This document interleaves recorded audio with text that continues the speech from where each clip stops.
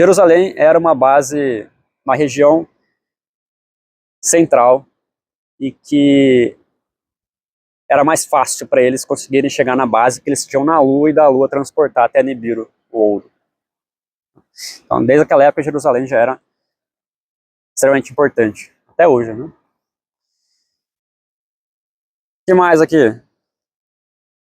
Vou falar sobre o Elo Perdido. Se você pegar pela ciência, por Darwin, né, no evolucionismo,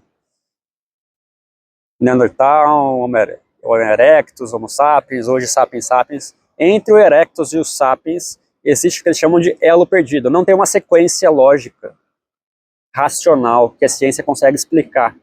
Deu um salto evolutivo muito rápido. A ciência não explica, mas a espiritualidade e os ETs, que até dentro de alguns anos todo mundo já vai saber que de fato existe, porque eles vão aparecer em massa, né? Os governos vão confirmar também. Mas essa hibridização dos Anunnakis com os Homo erectus já explica o salto quântico, salto evolutivo que a ciência hoje não consegue explicar. Bom, o que mais? Eu falei sobre Adão e Eva. Né? Lilith era quem? Lilith foi a continuação das hibridizações, não parou. Na verdade, outras raças hibridizaram com o Homo erectus e Homo sapiens que aqui vieram, e depois no outro vídeo eu vou falar sobre as outras raças. Esse vídeo aqui é só sobre os Anunnakis.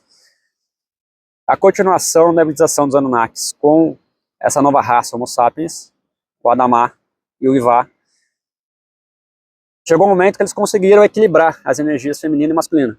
Ou melhor, né? Eu falei Adão aqui, masculino e feminino.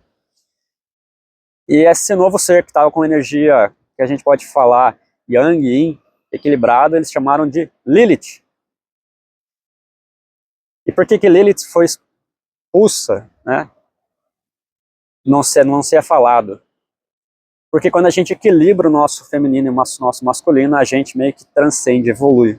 É o que um ser, não importa qual planeta esteja, busca. Ele precisa equilibrar Yin e Yang para conseguir atingir crescimento espiritual. Depois que eles deixaram os Homo sapiens, que já eram escravizados para pegar o ouro para eles, chegou um momento que eles não precisavam mais de ouro. E aí eles foram embora para Nibiru de volta.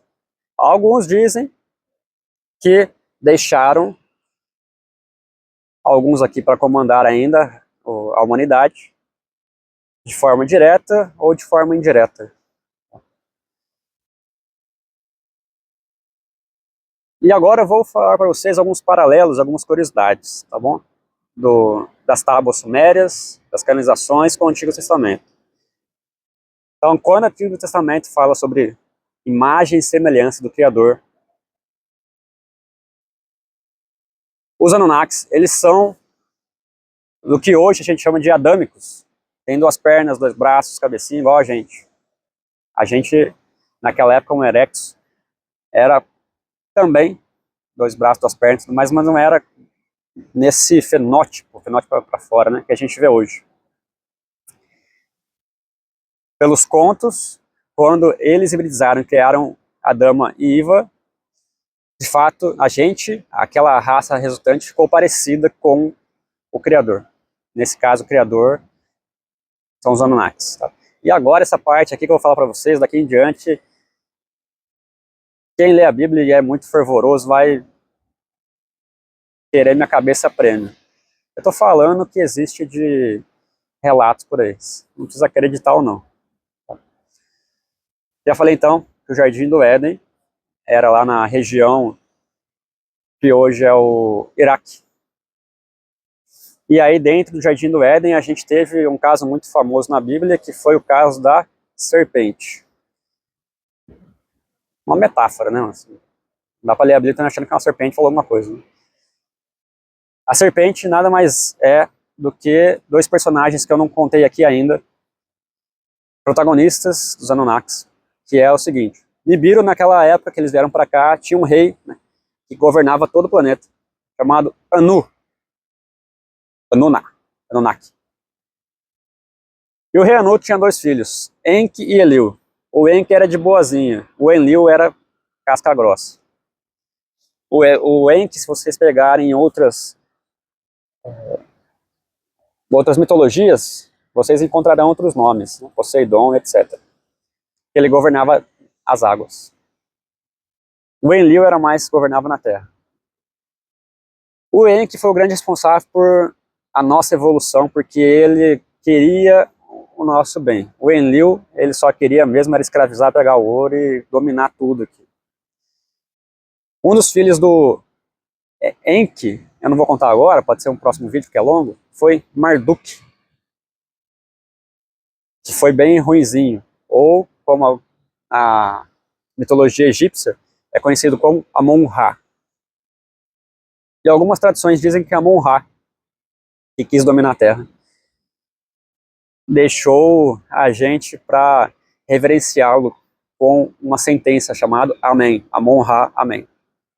Mas a gente termina com Amém, é reverência a Amon-Ra.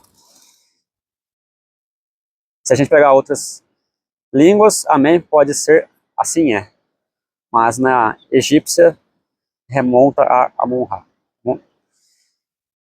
E a serpente, que tem a ver com Enki e Enlil, Enki toda hora trazia a evolução para o ser humano. Ele queria trazer conhecimento, ele não queria deixar o Homo sapiens escravo ao gavião tentando pegar a pombinha. Veio aqui se proteger com a gente, a pombinha. Enki era a serpente. Por quê? Porque ele trazia a luz, o conhecimento para Dama e para Iva. E aí por que foi expulso do Éden, do paraíso? Porque a gente deixou de ser ignorante. E aí a gente deixou de ser também submisso. Saímos, fomos expulsos do Éden. O dilúvio. O dilúvio é relatado nas tábuas, né, que eu te falei. E Enki avisa Noé que Enlil, puto da vida com a raça humana,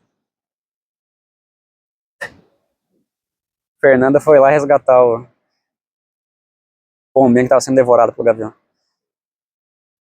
Enki avisa Noé que Enlil, emputecido com a raça humana, queria destruir.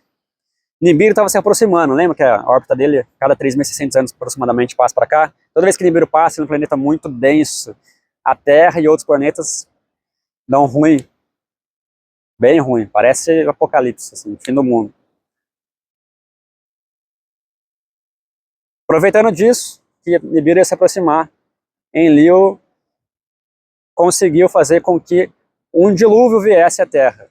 Só que Enki, bonzinho que era, avisou Noé. Noé, por favor, cria uma arca com pessoas, animais e sementes. Isso está lá nas tábuas, no povo sumério já é relatado isso. Eles davam outro nome para Noé, Noé é uma tradução. E os Néfilins. Então os Néfilins, que são os descendentes. Chegou um momento que os Anunnakis começaram a cruzar com os Homo sapiens. Os Anunnakis, eles são seres muito altos, para cima de 3 metros, 3 metros e meio, 4 metros de altura. Se vocês pegarem as gravações egípcias, vocês vão ver os humanos reverenciando seres muito altos, os Anunnakis. Quando os Anunnakis cruzaram com os Homo sapiens, nasciam Hércules e todos aqueles semideuses que a gente conhece da mitologia. E quando a gente pega as traduções do Antigo Testamento, que hoje a gente interpreta como Elohim, muitos eram Anus, Anunnakis. Outros Elohims eram seres de outras estrelas, outros povos irmãos nossos. Novamente, se vocês quiserem conhecer mais, tem muito material do Bashar.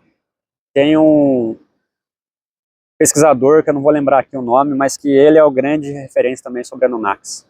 E a Margarete Acre no canal Mônica de Medeiros tem uma live só sobre isso.